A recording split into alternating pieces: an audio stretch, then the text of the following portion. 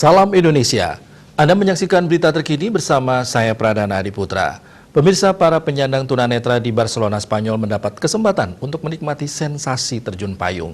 Namun kegiatan menantang adrenalin ini tidak dilakukan di ruang terbuka, melainkan di ruang tertutup di sebuah terowongan angin dengan didampingi oleh seorang instruktur.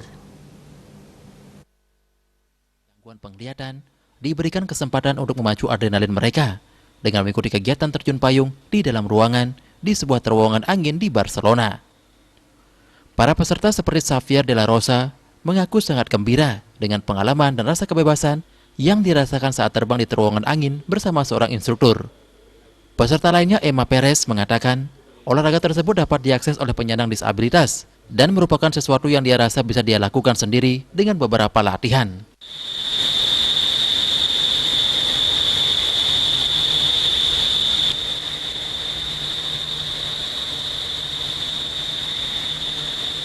Kegiatan ini merupakan bagian dari Handyfly, yakni sebuah proyek yang dimulai pada tahun 2016 dan bertujuan untuk membawa dan memperkenalkan parasut dan terjun payung dalam ruangan kepada para penyandang disabilitas.